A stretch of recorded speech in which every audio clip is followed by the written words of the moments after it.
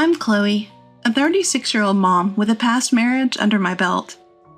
I used to work as a bartender, but now I'm a stay-at-home mom to a 3-year-old boy. Life is good now, but my marriage to my ex-husband was a mess. The mess was largely because of my ex-husband, but there was actually another reason. That was my sister, who's 2 years younger than me. Jessica managed to steal my then-husband right from under my nose. This all happened 3 years ago. I ran into my ex-husband and Jessica at church, of all places, just around New Year's about 2 months ago. When we told them that the child with us was fathered by my ex-husband, they were at a loss for words, and their faces dropped. Considering they were struggling to have a child, the disappointment was visible. It gave me a moment of relief, thinking about how they betrayed me back then. Back then, I was bartending at a well-known bar where I caught the eye of a regular customer. This was the kind of bar frequented by politicians, bureaucrats, and business moguls. I had some experience bartending elsewhere, but got this gig through a friend's introduction. After working there for a few months, I met the man who would later become my ex-husband, a government official. I was around 30, starting to think it was high time to settle down. "You're really cute. Totally my type," he told me, clearly smitten. My prestigious college background and my job at a major investment firm might have added to his interest. Honestly, I didn't care that he was a bureaucrat, but his flattery had me hooked. "I would never do anything to make a beautiful woman like you sad," he said. In hindsight, I deeply regret believing those words. Our marriage lasted only 2 years. The only time I felt happy was during the first 2 months. Despite his demanding job, my ex-husband always showed me a smiling face when he came home. But eventually, those smiles disappeared. To cut to the chase, my ex-husband was careless in his relationships with women. Believing that all social engagements were part of work, I later found out that he had been flirting with women at every party he attended. Back then, I had no idea.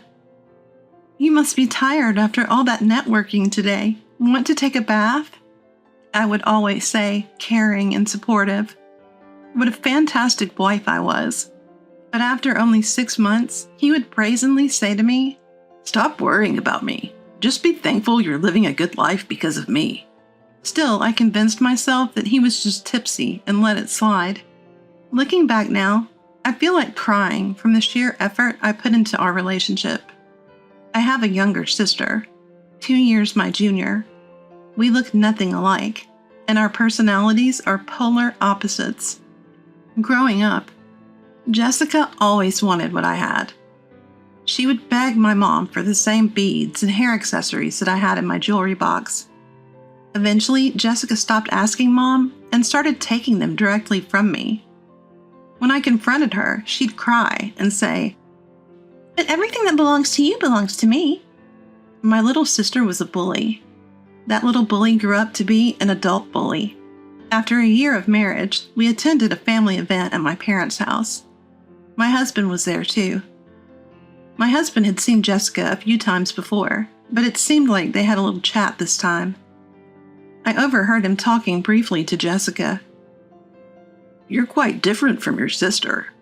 A different kind of beauty," I overheard him say to her.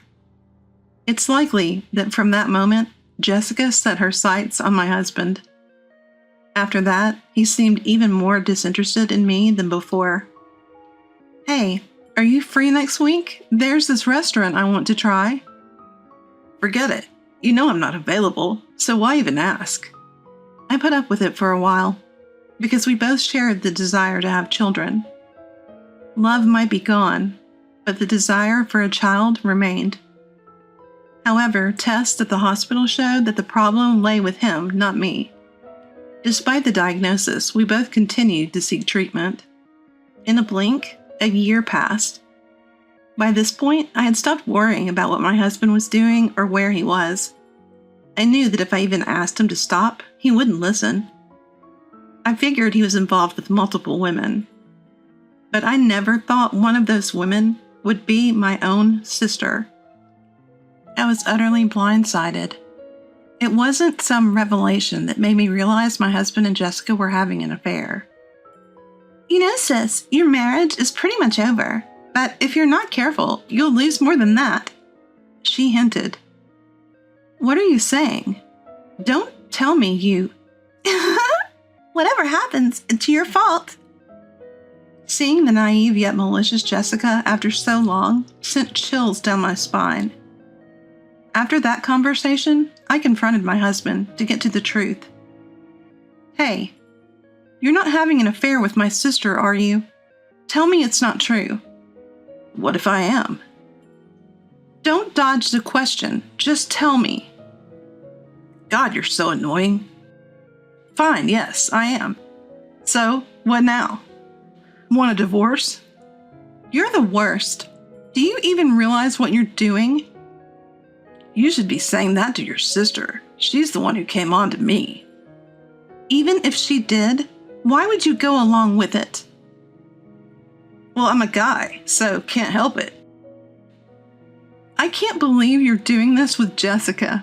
You know what? Fine, we're done. We were always over anyway. Bye. Even though the love was always gone between me and my husband, learning he cheated with my sister Jessica was a hard pill to swallow. And the audacity he had to casually admit it, it felt like both of them were mocking me. The frustration was unbearable. I divorced him right after this shocking truth came to light. As for Jessica, I cut her off via email and chose to put the incident behind me. About a month later, an unexpected turn came my way. A female colleague from my days working in finance reached out. We were connected on social media and occasionally exchanged messages. But it had been a long time since we had met for drinks. We caught up and had a great time. Although my story was grim, she laughed it off and mentioned someone she wanted to introduce me to. Enter Ethan, my current husband. Ethan was her investment buddy. He was just an average office worker, but had a knack for investing, managing a significant portfolio. They'd become friends through offline meetups she organized based on his investment blog. I took an instant liking to the upbeat Ethan. I've been divorced before. Is that all right? I'm still single. Is that okay? We both just had to laugh it off. Ethan seemed to think we clicked, and we started dating right away. We got married after about 6 months. Chloe, want to invest in me? Marry me. I couldn't help but laugh at Ethan's unique proposal. I believed his proposal was one where I could see us being happy together for the rest of our lives. The truth is, I was already pregnant with Ethan's child even before I got remarried. Actually, shortly after we started dating. We'd both been considering marriage, so finding out about the pregnancy sped up the timing. 2 people in love, and the precious baby that was the fruit of our love. I couldn't be happier. For our first holiday season together, let's go to church and pray for the health of our adorable baby. The fact that they arrived so quickly is proof that our meeting was destiny, don't you think? Sounds good. Yes, let's go. In the midst of my newfound happiness, something unexpected happened at the church we were attending for service. Guess who? My ex-husband and Jessica.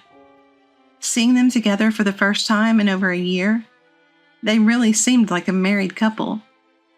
I had already told Ethan all the miserable details about these two. Hey, I'm going to talk to them. Is that okay? I don't mind. You sure you're okay with it? Yeah, I'm fine. Look, I'll explain later. But can you play along that this baby is my ex's child?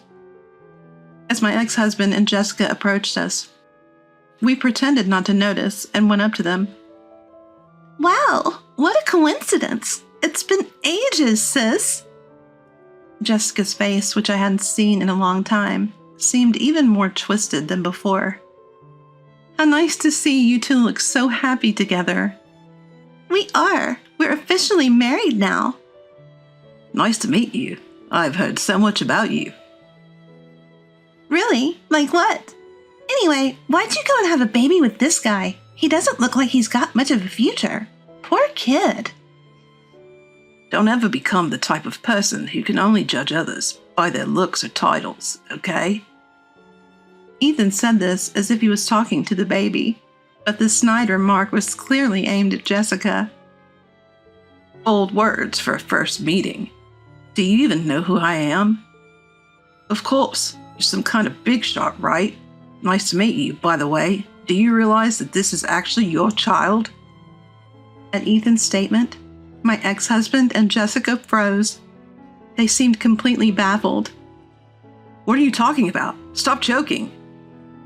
Jessica, who was eager to have a child, looked incredibly frustrated.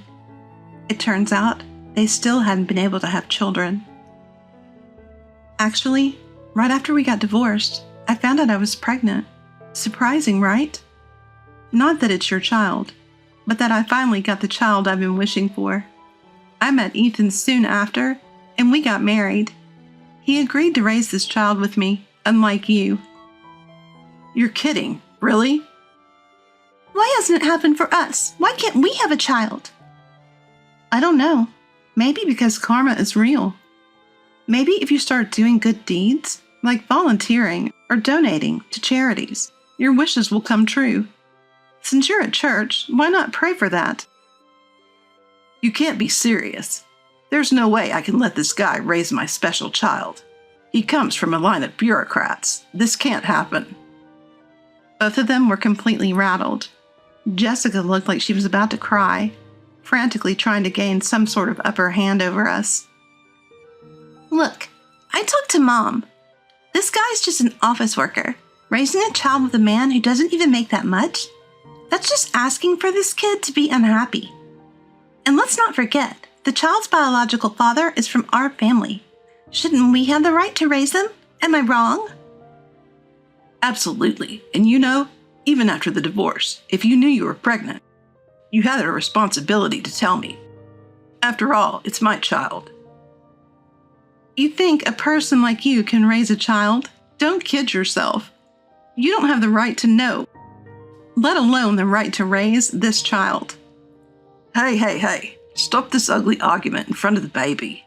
You abandoned Chloe and this child, remember? Just like Chloe said. You don't have any obligation to be informed or any right to be involved. Sorry, but it's true. And for your information, I might be an office worker, but I've done well in investments. I actually have more assets than you. I don't mean to brag, but... Don't worry, this child won't be unhappy.